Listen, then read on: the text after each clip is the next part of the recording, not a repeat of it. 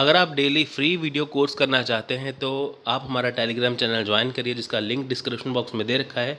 अगर आप daily video, PDF notes, online test series लेना चाहते हैं तो आप हमारा व्हाट्सएप पेड ग्रुप ज्वाइन कर सकते हैं, जिसका मैंने यहाँ पे नंबर दे रखा है। आप इस नंबर पे हमें कॉन्टैक्ट और व्हाट्सएप कर सकते हैं। इससे आपका 40+ का MCQs का टारगेट कवर हो जाएगा।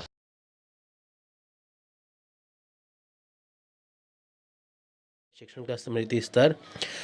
तो फ्रेंड्स, यह शिक्षण का पहला और विचारणीय स्तर है, यानी कि शिक्षण का स्मृति जो स्तर है वो शिक्षण का पहला स्तर है, यानी कि जो मेमोरी लेवल ऑफ टीचिंग है वो शिक्षण का पहला स्तर है। ठीक है, यानी कि आप देखिए कि मेमोरी लेवल ऑफ टीचिंग यानी कि शिक्षण का स्मृति स्तर हमारा दिमाग से संबंधित है ना, यानी कि जो हमारी मेमोरी है उसमें जो हम स्मृति हमारा जो स्तर है वो कैसा होना चाहिए। तो सबसे पहले हमारे दिमाग में बात आएगी ना हमेशा, है ना। तो स्मृति स्तर क्या होगा शिक्षण का, ये पहला और विचारणीय स्तर है। इसका संबंध स्मृति और मानसिक क्षमता से होता है। बिल्कुल सही है। इसका संबंध किससे है? स्मृति या मानसिक क्षमता से। आपको क्वेश्चन पूछ सकते हैं कि बताइए कि जो शिक्षण का स्मृति स्तर है उसका किससे संबंध है। तो फ्रेंड्स,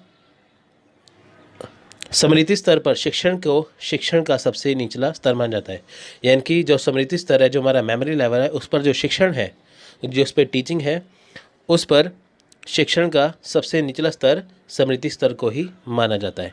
यानी कि जो टीचिंग है, जो शिक्षण है, उसका सबसे निचला स्तर यानी कि सबसे पहला स्तर, सबसे पहला लेवल कौन सा है? स्मृति स्तर का, यानी कि मेमोरी लेवल का। ठीक है फ्रेंड्स, तो इस स्तर पे क्या होता है देखते हैं। ये शिक्षण का पहला चरण है, ये तो सही है, बिल्कुल हमने पहला ही पढ़ा है। सोचने की क्षमता कोई भूमिका नहीं निभाती। देखिए, इसमें आपको सोचना ही पड़ता। मैं आपको पहले क्लियर कराता हूँ है क्या। देखिए, जो स्मृति स्तर होता है ना, उसमें हम करते क्या है स्मृति स्तर में। आप ये देखिए कि अगर हमने कोई चीज़ याद करनी होती है ना, इसमें हम इसमें हम तथ्य याद करते हैं ओनली। ठीक है, इसमें जैसे आप कहते हैं ना कि MCQs, आपको इसमें सिंपल सी बात है कि स्टैटिक क्वेश्चन आते हैं। जैसे भारत कब आज़ाद हुआ? 15 अगस्त 1947 को। गांधी जी का पूरा नाम क्या है? मोहनदास करमचंद गांधी, है ना। तो कहने की बात यह है कि आपको इसमें तथ्य याद करने होते हैं, बस इसमें आपको ज़्यादा सोचना नहीं पड़ता। ठीक है, तो तथ्य याद करने होते हैं। तो ये हो गया शिक्षण का पहला चरण। यानी कि जो स्मृति स्तर है वो क्या होता है, जिसमें हम तथ्य याद करते हैं, ज़्यादा सोचते समझते नहीं हैं, जिसमें हम सिर्फ तथ्य ही याद करते हैं, फैक्ट याद करते हैं, वो होता है स्मृति स्तर। इस सोचने की क्षमता कोई भूमिका नहीं निभाती, क्योंकि इसमें सोचा नहीं जाता, सिर्फ इसमें पढ़ा जाता है, सिर्फ उसमें क्वेश्चन को याद किया जाता है। छात्र केवल उन तथ्यों, सूचनाओं, सूत्रों और कानूनों को रट लेते हैं यहाँ पे नियम भी आ सकता है, नियमों को रट लेते हैं जो उन्हें सिखाए जाते हैं। यानी कि जो छात्रों को तथ्य टीचर के द्वारा, एक शिक्षक के द्वारा समझाए जाते हैं, जो सूचनाएं प्रदान की जाती हैं, जो सूत्र और जो नियम बताए जाते हैं, उसको छात्र रट लेते हैं।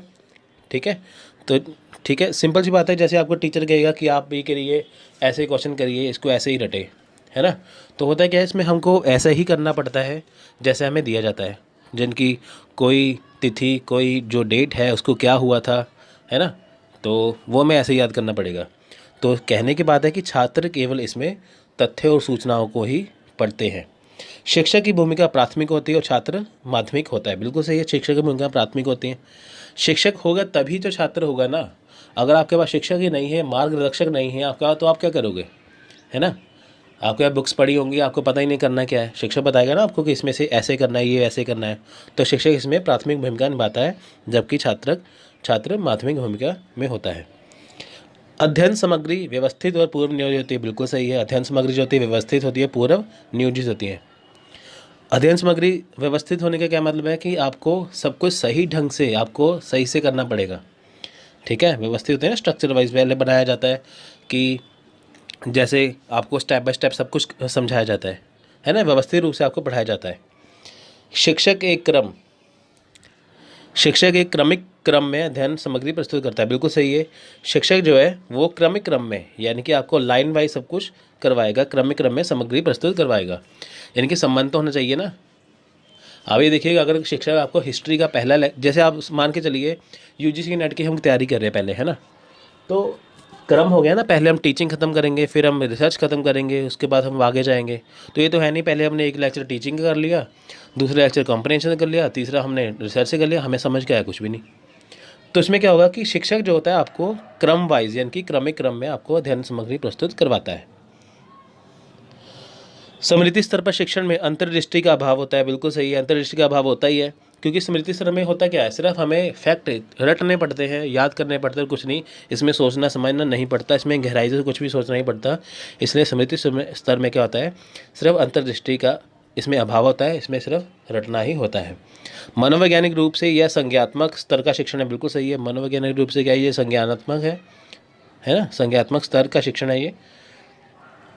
मुख्य रूप से मौखिक परीक्षा और लिखित परीक्षा शामिल है, बिल्कुल सही है, इसमें मौखिक परीक्षा होती है और लिखित परीक्षा होती है। मौखिक परीक्षा ऐसे जैसे आपको पूछ ले कि बताइए भारत कब आज़ाद हुआ, 15 अगस्त 1947 को, गांधी जी का पूरा नाम बताइए, मोहनदास करमचंद गांधी, ये क्या मौखिक परीक्षा होगी ना। लिखित परीक्षा भी आएगी, 4 ऑप्शन आपको दिए जाएंगे, एक ऑप्शन के जैसे आता ही पेपर में, तो उसको बताया जाएगा बताइए इसका ऑप्शन सही बताया, आपको क्या करना पड़ता है, आपको उसमें से एक को टिक करना पड़ता है।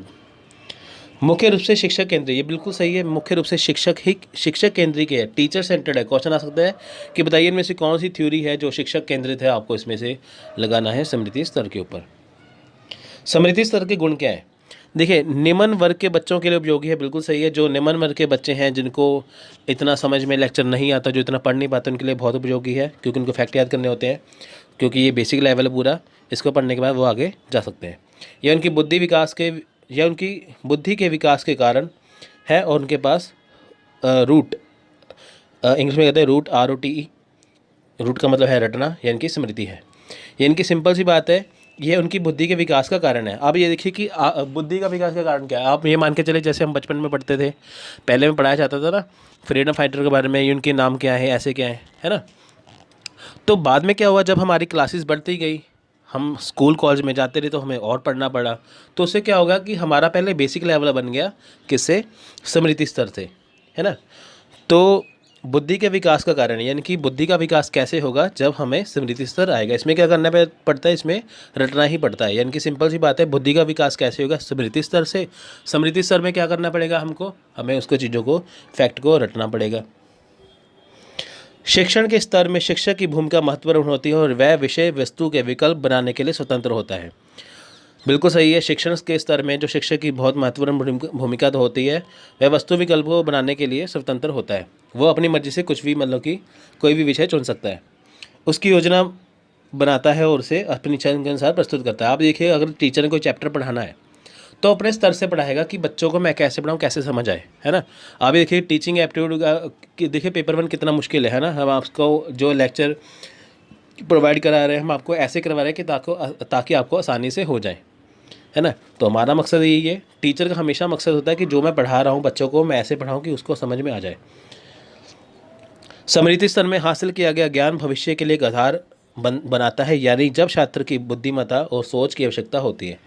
स्मृति स्तर में क्या होता है कि यह भविष्य के लिए एक आधार बनाता है, यानी कि अब आपको, जैसे आपने कुछ पढ़ा, भविष्य हम आपसे कुछ क्वेश्चन पूछ ले तो आप उसका आंसर दे पाओगे ना। अब आपने आंसर कैसे दिया, आपने सीखा है तभी दिया ना। तो ये क्या हो गया, जब आप स्मृति स्तर में कुछ याद करते हो तो भविष्य के लिए एक आधार बन गया, है ना।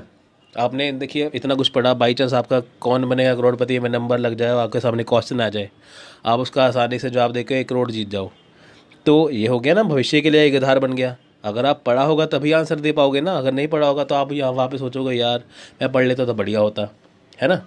तो कहने का मतलब क्या है कि अगर आपने जो पढ़ा होता है, स्मृति स्तर में पढ़ा होगा, तो आपको भविष्य के लिए एक आधार बन जाएगा। तो फ्रेंड्स, इसके कुछ अवगुण भी हैं। देखिए, हर एक चीज़ के गुण अवगुण होते ही हैं। यह छात्र की क्षमताओं में के विकास में योगदान नहीं करता, यानी कि ये छात्र इसमें क्या करते हैं, फिर फैक्ट के ऊपर ही आधारित रहते हैं, उसके ऊपर डिपेंड रहते हैं, यानी कि ये उसके विकास में योगदान नहीं देता। बस छात्र जो है, जैसे उन्होंने एक चीज़ रट ली, जैसे कुछ भी चीज़ का उन्होंने फैक्ट रट लिया, पर उनको पूरी नॉलेज नहीं मिल पाई इसमें, है ना। वो डिपेंडेंट रहेंगे कि हाँ आगे क्या होगा, है ना। तो इसमें ये थोड़ा सा अवगुण है। प्राप्त ज्ञान वास्तविक जीवन की स्थितियों में मददगार साबित नहीं होता है, क्योंकि यह छात्रों की प्रतिभा को विकसित नहीं करता। देखिए, जो प्राप्त ज्ञान है वो वास्तविक जीवन की स्थिति में मददगार साबित नहीं होता। देखिए, सबसे पहली बात है कि अगर आप सिर्फ MCQ, देखिए मैं आपको एक छोटा सा एग्जांपल देता हूँ कि जैसे आप मान के चलिए कि अगर आप UGC नेट की तैयारी कर रहे हो, अगर आप उसको कंसेप्ट को क्लियर नहीं करते, सिर्फ आप उसके MCQs करके चले जाते हो, तो आपका पेपर कभी क्लियर नहीं हो पाएगा। आपकी किस्मत अच्छी हो गई तो 1-2 जनक हो भी जाएगा, पर ऐसा नहीं हो पाएगा, है ना, क्लियर नहीं हो पाएगा। तो उससे क्या हो गया, यानी कि अगर आपने स्मृति स्तर पर मेमोरी लेवल पर अपने क्वेश्चन तो याद कर लिए, आपको क्वेश्चन तो आते हैं, पर आपको उसका कॉन्सेप्ट क्लियर नहीं है, जिससे आपकी प्रतिभा विकसित नहीं हो पाई, आप एग्जाम नहीं कर पाओगे, है ना फ्रेंड्स। तो विद्यार्थियों को कठोर अनुशासन में रखा जाता है और इस शिक्षण पर जोर दिया जाता है। बिल्कुल सही था कि जो हमने पढ़ा था कि शिक्षण का जो स्मृति स्तर था वो था टीचर सेंटर्ड, यानी कि शिक्षक केंद्रित। उसमें क्या था कि बच्चों को सिर्फ रटवाया जाता था, सिर्फ उसमें स्मृति स्तर में सिर्फ वही बातें बताई जाती थी जो उनको ज़रूरी थी। यानी कि जिसमें आप देखते ना, जैसे क्वेश्चन थे रटे रटाए क्वेश्चन को रटना पड़ता था। इनकी स्मृति स्तर क्या होता है, जिसमें हमको फैक्ट को, तथ्यों को रटना पड़ता है। ठीक है, आज हम आपके सामने ये लेके आए हैं बौद्ध का स्तर, जिसमें हम ये जानेंगे कि ये क्या स्तर है। देखिए कि मेमोरी लेवल के बाद, यानी कि स्मृति स्तर के बाद दूसरा लेवल होता है बौद्ध के स्तर का। इसमें क्या होता है, इसमें रटना कुछ नहीं पड़ता, इसमें समझना पड़ता है। ये होता है समझ का स्तर। ठीक है, मेमोरी लेवल में हो गया कि रटने वाला, यहाँ पे होगा समझने वाला। अब आपने जो चीज़ पढ़ी है तो उसको आप कैसे याद कर पाओगे। ठीक है फ्रेंड्स, तो फ्रेंड देखिए, शिक्षा और मनोविज्ञान के क्षेत्र में बौद्ध समझ के अर्थ को, संबंधों को देखकर, तथ्यों के कुल उपयोग को देखकर वर्गीकृत किया जा सकता है। यानी कि शिक्षा के और मनोविज्ञान के क्षेत्र में, है ना, जो बौद्ध है उसके अर्थ को हम वर्गीकृत कर सकते हैं। सिंपल सी बात है, हम इसको समझेंगे। देखिए, बौद्ध या समझ के स्तर पर शिक्षण स्मृति स्तर पर एक से अधिक गुणवत्ता का है। देखिए, सिंपल सी बात आ गई। यानी कि जो बौद्ध का स्तर है वो बड़ा है किससे, शिक्षण के स्मृति स्तर से। यानी कि जो शिक्षण का स्मृति स्तर जो हमने कल पढ़ा था वो पहला लेवल था। ये बौद्ध का स्तर है, जो समझ का स्तर है, ये दूसरा स्तर है। यानी कि जो स्मृति स्तर था वो कम गुणवत्ता वाला था, जो बौद्ध का भी स्तर है वो स्मृति स्तर से अधिक गुणवत्ता वाला है। क्योंकि देखिए कि आप ये समझिए कि जो हमारा स्मृति स्तर है वो क्या था, वो उसमें तो रटना पड़ता था, अब इसमें समझना पड़ता है। अधिक गुणवत्ता वाला हो गया ना, कि आपको चीज़ समझ में आ रही है, तो ये अधिक गुणवत्ता वाला है किससे, स्मृति स्तर से। यह मानसिक क्षमताओं के दृष्टिकोण से अधिक उपयोगी और विचारशील है। यानी कि ये मानसिक क्षमताओं के दृष्टिकोण, आप देखिए कि जो हमारी मानसिक क्षमता है, जो हमारा मेमोरी लेवल है ना, तो जो उसका दृष्टिकोण है समझने का, ये अधिक उपयोगी और विचारशील है। यानी कि अगर आपने पहले मेमोरी लेवल में, यानी कि स्मृति स्तर में कुछ पढ़ा होगा, है ना, तो आप उसको समझोगे ना कि मैंने जो चीज़ पढ़ी है वो कैसे हुई। ये मेरी मानसिक क्षमता होगी ना। जैसे आपके सामने कोई भी प्रॉब्लम आ गई या कुछ भी होगा, उसको सोच समझ के करोगे ना, कि इसको मानसिक क्षमता आपका दृष्टिकोण हो जाएगा। इनकी सिंपल सी बात है कि इसमें मानसिक क्षमता का जो दृष्टिकोण है वो अधिक उपयोगी होगा, विचारशील होगा। विचारशील ऐसे कि आपके सामने कोई क्वेश्चन आया, अब आप उसको क्वेश्चन को अच्छे से कर पाओगे। कॉन्सेप्ट बेस्ड क्वेश्चन, मान के चलिए कि आप यूजीसी एग्ज़ाम में बैठे हैं, तो आपके सामने कोई क्वेश्चन आ गया, तो आप क्वेश्चन को पहले पढ़ोगे, फिर आप उसके ऑप्शन को पढ़ोगे, तो आप उसको विचार करोगे ना कि क्या क्या हो सकता है। फिर आपको होएगा कि ये जो क्वेश्चन है ये कॉन्सेप्ट के बेस ऊपर है, तो आप उसका तभी आंसर दे पाओगे जब आपने उसको अच्छे से पढ़ा होगा। तो वह क्या होगा, वो विचारशील हो गया ना। अब वो विचारशील कहाँ से आया, वो आया आपकी मानसिक क्षमता से।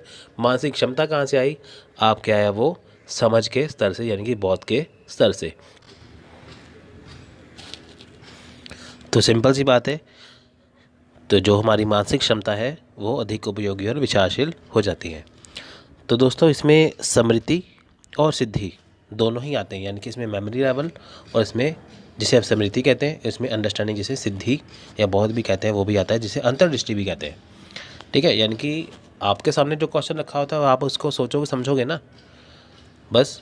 इनकी जो शिक्षक है, जो टीचर है, जो आपको पहले वो पढ़ाता था, आपको उसने पहले रटवाया था चीज़ों को, अब वो आपको पढ़ा रहा है, आपको वो गहराई से पढ़ा रहा है, आप उसको पढ़ रहे हो अच्छे से, तो वो क्या होगा, तो वो किस में आया, वह हमारा बौद्ध स्तर में आया। तो इसमें वस्तुनिष्ठ प्रकार के प्रश्न जो है वो पूछे जाते हैं। इसका प्रतिपादन किया है मॉरिसन ने। तो फ्रेंड्स, बोध या समझ के स्तर के ये कुछ गुण हैं। यहाँ पे गुण लिखना है, मैं भूल गया, यहाँ पे गुण लिख लेना। ये गुण है बोध या समझ का स्तर। देखिए गुण क्या है इसके, इस स्तर पर छात्रों के द्वारा अपनी सोच क्षमताओं का इस्तेमाल किया जाता है। ठीक है। इसमें क्या होता है कि इस स्तर पर जो छात्रों के द्वारा है ना, इसमें सोच क्षमताओं का इस्तेमाल किया जाता है। तो देखिए इसमें जो छात्र हैं वो क्या करते हैं, अपनी सोच की जो क्षमता है उसका इस्तेमाल करते हैं। अब देखिए इसमें क्या होता है, जो टीचर होता है, जो शिक्षक होता है, वो बच्चों को पढ़ाता है, वो अच्छे से उसको पढ़ाता है। जैसे जो उसने पहले आपको पढ़ाया था मेमोरी लेवल में, यानी कि जो सीखने के लिए दिया था, अब आपको वो अच्छे से पढ़ाएगा। इसमें जो छात्र हैं वो भी अच्छे से पढ़ेंगे, यानी कि उसको आप अंडरस्टैंड करोगे, समझोगे। आप मान के चलिए आपके सामने पेपर में कोई क्वेश्चन आया, एग्ज़ाम हॉल में बैठी यूजीसी नेट के कंप्यूटर के ऊपर, है ना, तो वहाँ पे क्या होगा, आपके सामने क्वेश्चन आया तो आप उसको समझ रहे हो, आप क्या करो, अपनी सोच क्षमताओं से उसको समझ रहे हो, है ना। तो वो सोच कहाँ से आया, जब आपने उसको गहराई से पढ़ा होगा, टीचर ने आपको गहराई से पढ़ाया होगा, तभी आपको समझ आएगा ना। तो यही इसका छात्र इसमें क्या करते हैं, अपनी सोच क्षमताओं का उपयोग करते हैं, है ना। तो इसमें दोनों ही है, इसमें छात्र भी है, इसमें शिक्षक भी है। शिक्षक आपको अच्छे से गहराई से पढ़ाएगा, छात्र भी इसको गहराई से समझेंगे। इस स्तर पर प्राप्त ज्ञान शिक्षण के चिंतनशील स्तर का आधार बनता है। बिल्कुल सही है। चिंतनशील स्तर कौन सा है, हमारा तीसरे नंबर का स्तर, जो मेमोरी और बोध के बाद आता है, तो वो चिंतनशील होता है। तो जो ये बोध का स्तर है, इसके बाद ये आधार है, किसका आधार है, ये चिंतनशील स्तर का। चिंतनशील क्या होता है, जिस चीज़ को हम बहुत ही अंतर्मन से, बहुत ही गहराई से समझते हैं। अंडरस्टैंडिंग में जो आज हम पढ़ रहे हैं, इसमें हम चीज़ों को समझेंगे, चिंतनशील में अच्छे से सोच समझेंगे, अच्छे से समझेंगे, ठीक है। जैसे मन की आवाज़ होती है, वो होता है चिंतनशील, मन से सोचना, बिल्कुल गहराई से सोचना। तो इस स्तर पर क्या होता है, जो प्राप्त ज्ञान है, यानी कि जो हमने अभी मेमोरी लेवल, जो अभी हमने बोध के स्तर पर जो हमने ज्ञान प्राप्त किया है, वो शिक्षण का चिंतनशील स्तर का आधार बनता है। यहाँ शिक्षक एक संगठित और अनुक्रमिक रूप में छात्रों के सामने विषय वस्तु प्रस्तुत करता है। अब देखिए मैंने आपको बताया था ना, यहाँ पे शिक्षक और छात्र दोनों ही होते हैं। अब इसे क्या करेगा कि जो शिक्षक होता है ना, वो संगठित, यानी कि स्ट्रक्चर वाइज संगठित रूप से और अनुक्रमिक रूप से छात्रों के सामने विषय वस्तु प्रस्तुत करता है। यानी कि जो उसने शिक्षक ने पढ़ाना है अपने छात्रों को, वो क्या करेगा, इसमें जो भी पढ़ाएगा उसको व्यवस्थित रूप से या संगठित रूप में छात्रों के सामने चीज़ों को प्रस्तुत करेगा, है ना। मान के चलिए हम भारतीय इतिहास के बारे में पढ़ते हैं, तो शिक्षक क्या करेगा, भारतीय इतिहास के बारे में बच्चों को आराम से करवाएगा, है ना। तो वो क्या करेगा, उसको गहराई से पढ़ाएगा ना, संगठित रूप से। पहले बताएगा कि हाँ, हिस्ट्री में पढ़ाएगा ना पहले कि दुनिया की शुरुआत कब हुई थी, फिर बाद में बढ़ते फिर हम राजा महाराजा के ऊपर आएंगे, फिर हम अंग्रेज़ों के ऊपर आएंगे, फिर हम भारत की आज़ादी के ऊपर आएंगे। तो वो क्या होगा, संगठित रूप हो गया, अनुक्रमिक रूप से हो गया ना। आपको वो गहराई से समझाएगा कि पहले ये होता, बाद में ये होता, ये तो समझाएगा नहीं, पहले अंग्रेज़ का पढ़ा दिया, फिर बाद में वो पढ़ा दिया, फिर बाद में राजा को पढ़ा दिया, वो तो मिक्स हो जाएगा। यानी कि शिक्षक क्या करेगा, इसमें आपको संगठित रूप में विषय वस्तु प्रस्तुत करता है। अब जो नया प्राप्त ज्ञान है, यानी कि जो छात्र नया ज्ञान प्राप्त कर रहे हैं टीचर से, शिक्षक से, तो वो पुराने ज्ञान से संबंधित भी होता है ना। आप ये देखिए कि जो बुक्स होती हैं उसमें जो नए नए चैप्टर होते हैं वो पुराने चैप्टर से रिलेटेड ही होते हैं साथ में। यानी कि जो शिक्षक क्लास में एक बच्चे को, जो शिक्षक क्लास में बच्चों को पढ़ाएगा, जो संगठित रूप में पढ़ाएगा, वो जो नया ज्ञान होता है वो पुराने ज्ञान से संबंधित ही होता है। यानी कि अगर हम भारतीय इतिहास का कोई नया चैप्टर पढ़ रहे हैं, तो जो पीछे वाले चैप्टर है वो भी भारतीय इतिहास से संबंधित ही होंगे, ठीक है। पहले प्राप्त ज्ञान के लिए यहाँ छात्र रट्टा मारकर नहीं सीखते, यानी कि इसमें छात्र रट्टा नहीं मारते बिल्कुल भी। यहाँ पे क्या करते हैं, समझते हैं। यहाँ वे तथ्यों और सूचनाओं, उनके उपयोग और उद्देश्यों को समझकर सीखते हैं। देखिए वही बात आ गई ना, यानी कि इसमें रट्टा नहीं मारा जाता। रट्टा किस में मारता है, स्मृति स्तर में, चीज़ों को ऐसे याद करो। यहाँ पे तथ्यों और सूचनाओं को क्या करता है, इसमें समझना पड़ता है ना। हमने ये पढ़ा था ना कि आप देखिए कोई भी चीज़ है, जैसे आप सपोज करिए आप पेपर 1 के जो क्वेश्चन है इसको रट्टे मार के चले जाओ, सिर्फ आप MCQs करके जाओ, तो आपको पेपर आपका हो ही नहीं पाएगा, क्योंकि पेपर में आपको गहराई से पढ़ना पड़ेगा, तभी तो क्वेश्चन आएगा ना। तो बस वही बात होगी ना, यहाँ पे आपको समझना पड़ेगा। अब इसके अवगुण भी देख लेते हैं। हर एक चीज़ के अवगुण तो होते ही हैं, बोध या समय के स्तर के अवगुण। इस स्तर पर शिक्षण शिक्षक और छात्र केंद्रित है। इस स्तर में क्या हो गया, शिक्षण जो है वो छात्र केंद्रित होता है ना। तो इस स्तर में शिक्षक और छात्रों के बीच कोई बातचीत नहीं होती। देखिए फ्रेंड्स, पहला गुण तो इस स्तर पर जो शिक्षण है वो शिक्षक और छात्र केंद्रित तो है ही है। इनके शिक्षक भी होगा, इसमें छात्र भी होगा, है ना। तो इसमें क्या होगा कि शिक्षक जो छात्रों को पढ़ाएगा, शिक्षक वही छात्र वही पढ़ेंगे, उससे ज़्यादा कुछ नहीं पढ़ पाएंगे। तो इसमें क्या होगा, छात्र और शिक्षक के बीच में कोई बातचीत नहीं है ना। यानी कि टीचर अपनी मर्जी से जो भी पढ़ा रहा है बच्चों को वो सीखना ही पड़ेगा, उसी गहराई से सीखना पड़ेगा जिस गहराई से टीचर बच्चों को समझ। दोनों में अंतर क्या है? समझ होता है कि आप किसी चीज़ को समझ रहे हो, चिंतनशील होता है आप किसी के ऊपर सोच विचार अच्छे से कर रहे हो, है ना। तो क्या चीज़ सही है क्या गलत है वो हो गया चिंतनशील। यानी कि शिक्षण का चिंतनशील स्तर क्या होता है कि किसी चीज़ को अच्छे से सोच विचार के करना, ठीक है। जैसे आपके सामने कोई क्वेश्चन रख दिया जाए तो आपको उसका आंसर ढूंढना पड़ेगा ना। क्या करोगे आप? चिंतन करोगे ना। बस ये किसका पार्ट है? ये पार्ट है ना अध्यापन का जो स्तर है बट उसका पार्ट है ये। तो चलिए शुरू करते हैं आज का लेक्चर। शिक्षण का चिंतनशील स्तर ये किसने दिया था, किसने प्रतिपादित किया था इसको? ये किया था हंट ने। देखिए, किसी चीज़ पर चिंतन करने का मतलब है कि किसी समय पर कुछ करने के लिए सावधानीपूर्ण विचार करना। तो सिंपल सी बात है कि अगर आप चिंतन का मतलब क्या है कि किसी चीज़ के ऊपर किसी समय पर सावधानीपूर्वक विचार करना ही चिंतन कहलाता है ना। यानी कि कोई भी चीज़ है, आप उसके ऊपर सावधानीपूर्वक विचार कर रहे हो। जैसे मान के चलिए आप एग्ज़ाम हॉल में बैठे हो, बड़ा शांतमय माहौल है एग्ज़ाम के केंद्र में, है ना। आपके सामने क्वेश्चन रख दिया जाए, अब आप क्वेश्चन के ऊपर फंस जाओगे बिल्कुल। तब आप क्या करोगे? उसको अच्छे से सोचोगे, समझोगे, सावधानीपूर्वक विचार करोगे कि कहीं मेरे चारों के चारों जो ऑप्शन है इसमें से सही है क्या। यानी कि एक क्वेश्चन के जो 4 ऑप्शन है उसमें से एक ऑप्शन को सही चुनने के लिए आप उस क्वेश्चन के ऊपर क्या करते हो? चिंतन करते हो, विचार करते हो, है ना। तो वो सावधानीपूर्ण विचार करना ही चिंतन कहलाता है। आई होप आपको ये समझ आया होगा। इसका मतलब किसी चीज़ के बारे में गहराई से सोचना भी है। चिंतन का मतलब होता है कि किसी के बारे में गहराई से सोचना। आपने 2 बंदों की बात सुनी तो आपने ये सोच के देखा, अपनी गहराई से सोचा कि दोनों में सही क्या है ना। तो वो क्या हो गया? वो भी चिंतन हो गया। यानी कि किसी चीज़ के बारे में आप गहराई से सोचते हो, वो भी चिंतन हो गया। यह एक समस्या को सुलझाने की तकनीक है, बिल्कुल सही है।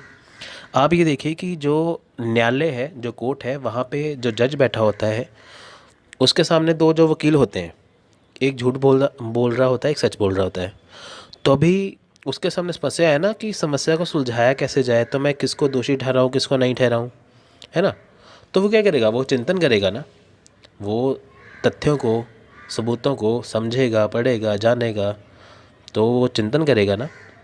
ऐसे तो है नहीं बिल्कुल सजा दे के बाहर निकल गए, है ना। तो वो क्या अगर चिंतन करेगा ना ऐसे।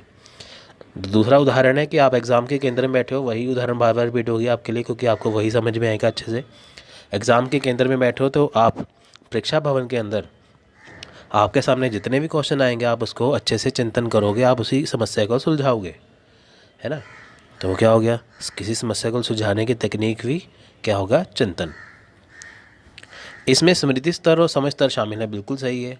देखिए, हमने पहले 2 स्तर पढ़े थे। स्मृति स्तर जिसमें हम रटते थे, समझ स्तर जिसमें हम चीज़ को समझते थे। अब करते हैं चिंतन, चीज़ को अच्छे से समझते हैं।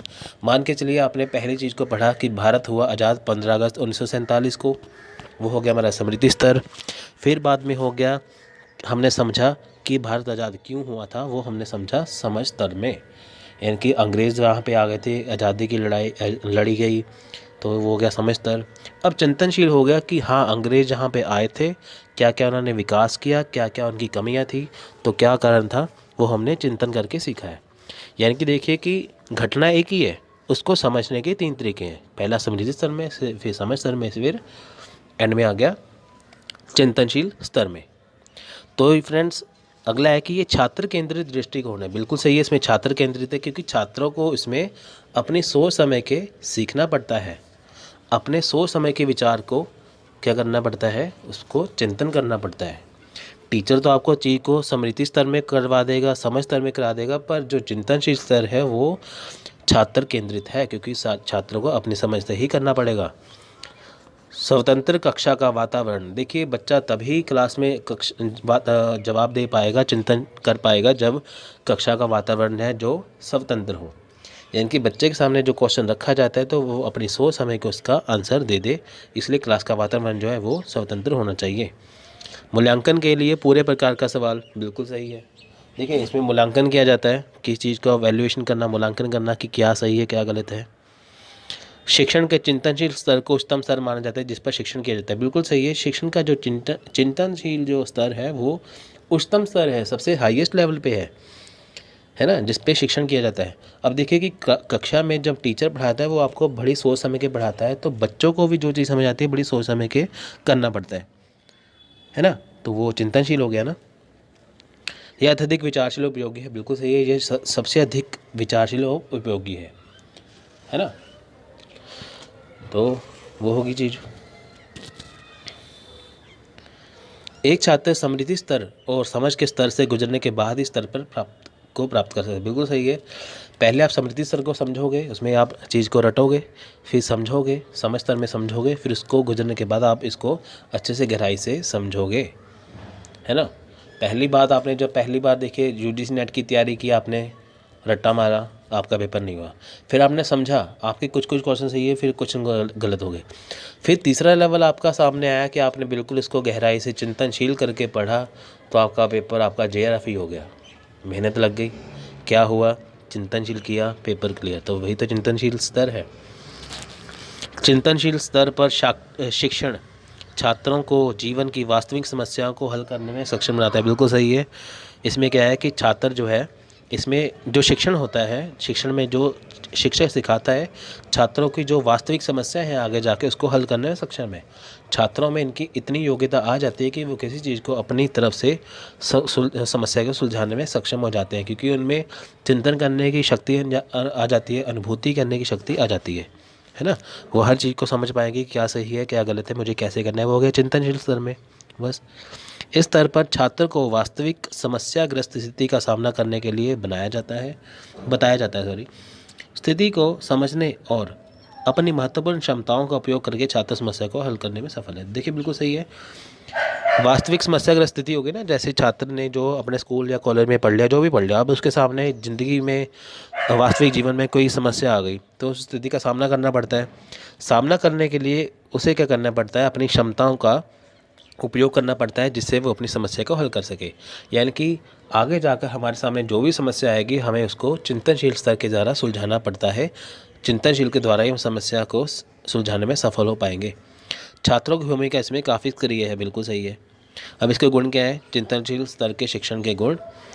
इस स्तर पर शिक्षण शिक्षक केंद्रित या विषय केंद्रित नहीं है, यह झुकाव केंद्रित है, बिल्कुल सही है।